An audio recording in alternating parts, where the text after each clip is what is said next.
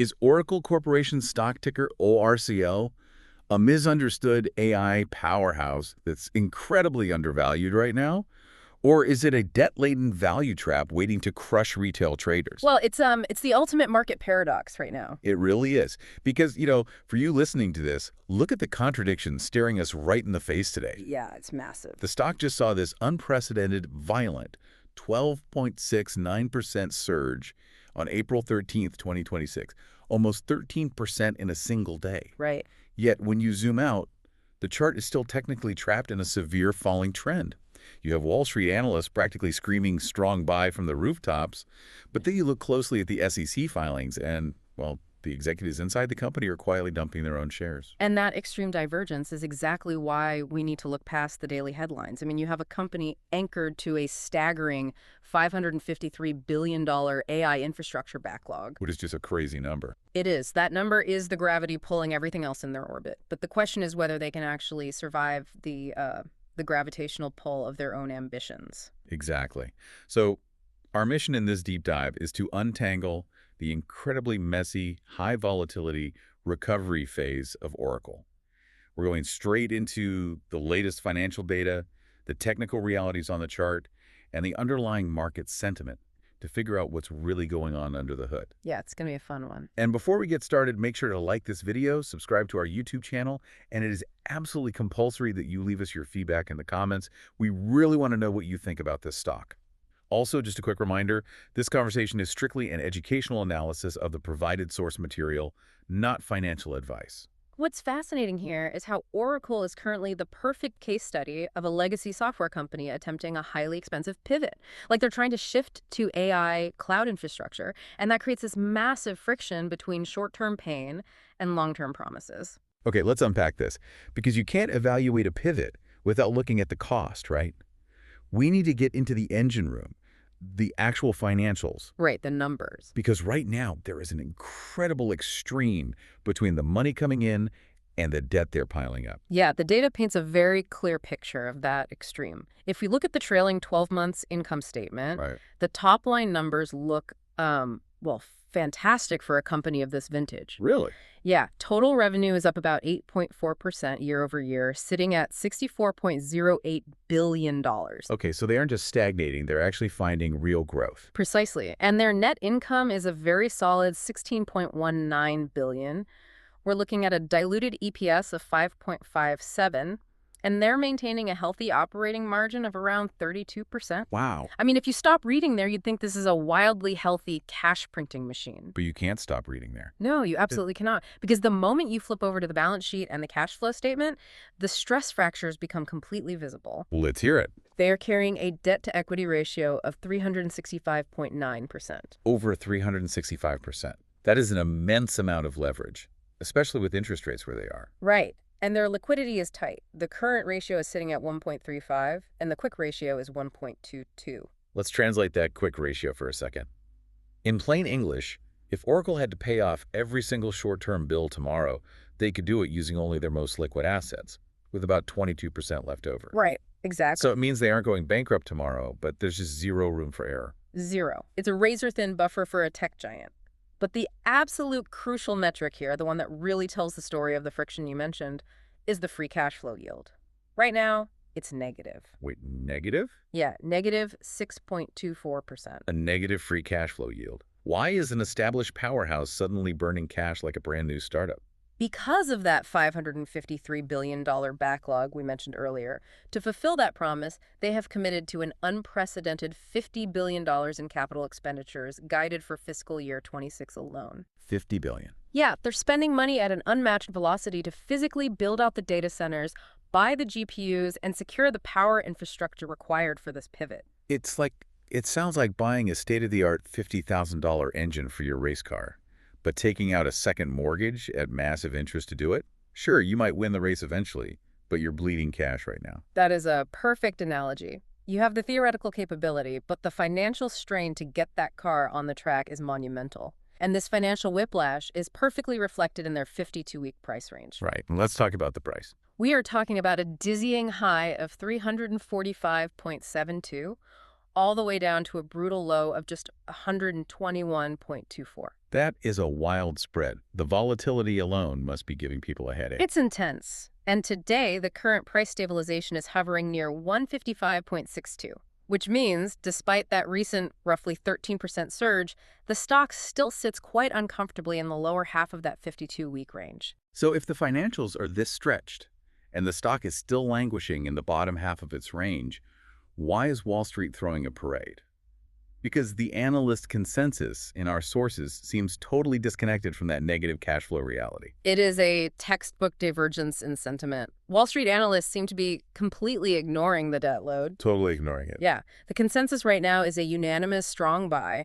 Out of the major analysts tracking the stock, we have 27 giving it a buy rating, 6 with a hold, and 0, absolutely 0 sell ratings. Not a single sell rating on a stock with negative free cash flow. That really tells you how powerful the AI narrative is right now. It does, and their price targets reflect that unbridled optimism. The average price target is 245.10, which implies a staggering 77% upside from where we are right now. That's huge. You even have Guggenheim setting a sky-high target of $400. But what is the specific mechanism driving that? I mean, is it literally just the backlog, or is there something else giving them this much confidence? The backlog is the foundation, but the catalyst for Wall Street's recent confidence is a brilliant strategic partnership they just inked with Bloom Energy. Okay, Bloom Energy. I saw that in the notes.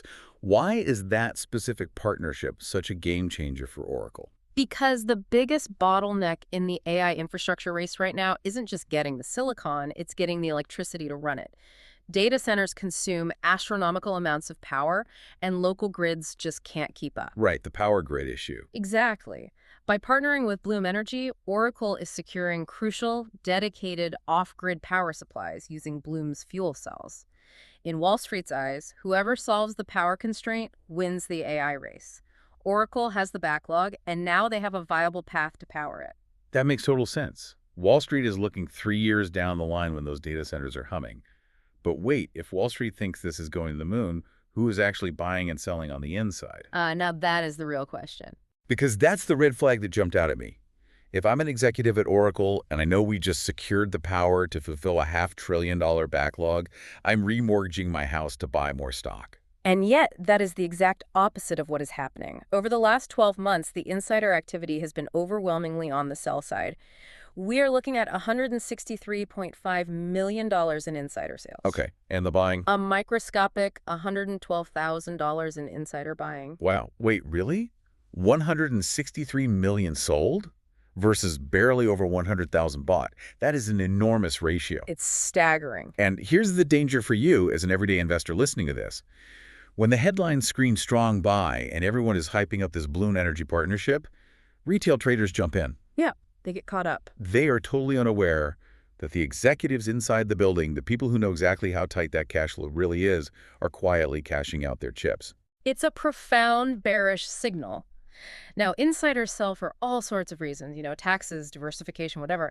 But they only buy for one reason. They think the price is going up. Right. When the people with the most intimate knowledge of the balance sheet are taking their money off the table during a massive price drop, you have to ask yourself what they see that Wall Street is missing. Well, if Wall Street is aggressively buying the AI narrative and insiders are aggressively selling into the rallies, somebody is going to be wrong.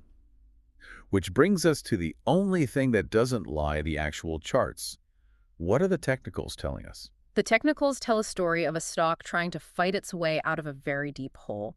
Despite that recent daily spike up to 155.62, the medium-term trend is still undeniably bearish. Still bearish, even with a 13% pop. Yeah, because it's sitting way below the 200-day simple moving average, which is currently all the way up at 215. As long as it is below that 215 mark, the broader trend is technically downward. So it's essentially trapped under a heavy ceiling. But what about the immediate momentum?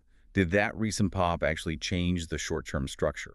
It did create some intriguing short-term strength. They're now trading above the 20-day exponential moving average, which is around 145. And if you look at the RSI, it's sitting at 38.42. So it was beaten down into heavily oversold territory, and now it's trying to push back up toward a neutral baseline. Yes, exactly. But the most compelling signal is the MACD. It's sitting at negative 3.81, and it has just generated a short-term buy crossover signal on the daily chart. Okay, let's translate that crossover mechanically. That means the short-term price momentum is accelerating faster than the long-term price average, right? It indicates a potential shift in direction. Correct. So what does this all mean? Is it just a dead cat bounce or a real reversal? That is the multi-million-dollar question. And the order flow lays out the exact battlefield for us. On the downside, support is heavily defended in the 136.48 to 138.08 zone. Okay, so that's the primary safety net. Right. Below that, the absolute floor support, the last line of defense, is at 132.06. Wait, so if 132 is the floor, and I'm thinking about where the volume is, there has to be a heavy brick wall of sellers waiting somewhere above us, right? You nailed it. On the upside, resistance is brutal between 158.05 and 160.14. That is a heavy volume node. It means a tremendous number of shares have changed hands right at that level, creating natural resistance. So people who bought near 160 on the way down are just waiting to break even so they can sell and get out. Exactly. Heavy order flow volume is trapped right now between 138 and 158. The stock is essentially ping-ponging between these two walls. Right. But here's the trigger for the listener. If the stock can decisively push through that volume and break above 160, it confirms a structural trend reversal. And if it breaks 160 and clears those sellers, the chart looks pretty empty above that. I see a gap up at 189. Does it have a runway to fill that? It creates a very clear technical runway to fill that exact gap at 189. The resistance between 160 and 189 is remarkably thin. That is an immense potential move. So with the 160 battle line drawn, we really have to synthesize everything we've talked about to answer our original question. Undervalued giant or retail value trap? Exactly. Let's debate this. I'll take the bull case. Here's where it gets really interesting.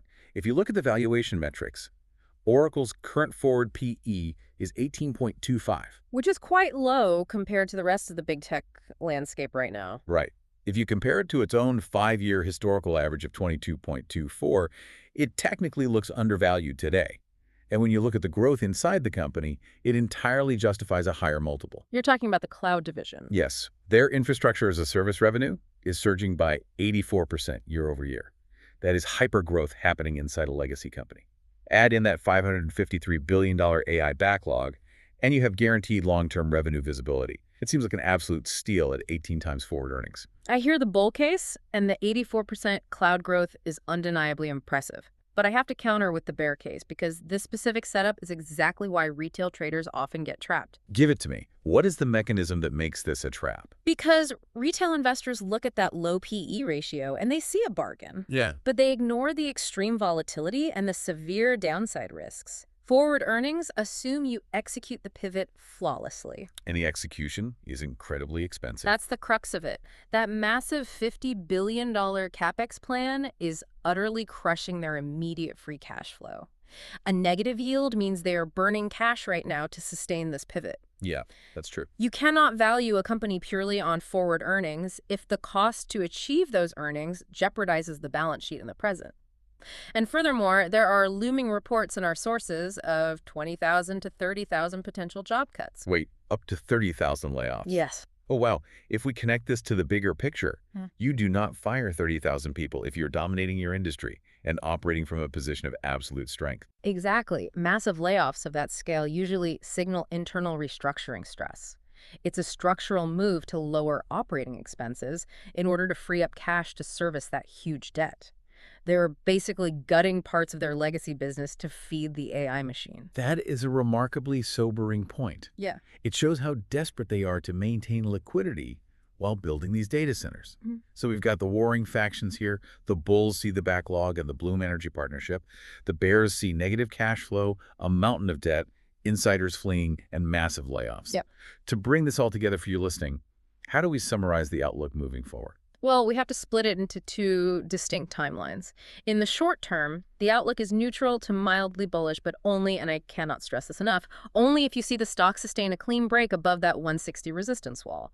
That confirms the downtrend is dead. And if it hits 160 and immediately rejects? If it fails at 160, the worst-case scenario is a continuation lower. The sellers take control again, and we bleed all the way back down toward that 132 support floor we talked about. Okay, so that's the immediate technical battle. What about the long game? For the investor willing to look past the current turbulence? In the medium to long term, the fundamental outlook remains incredibly bullish. Once this brutally expensive AI capacity finally comes online, revenue is projected to grow by an astounding 70% next fiscal year. If they survive the build-out, the financial payoff is astronomical. If they survive the build-out. That really is the linchpin holding this entire narrative together. We've talked a lot today about Oracle's golden goose, that record-breaking $553 billion backlog. It's massive. It is, and the analysts and the algorithms are pricing the stock right now as if that money is already in the bank. But here's the question you have to ask yourself, and the reality you need to explore on your own before you make a move. It's the ultimate test. Right. With their extreme debt load and negative free cash flow starting to catch up with them, what happens to this stock if Oracle simply can't afford to build the infrastructure required to actually fulfill that $553 billion promise?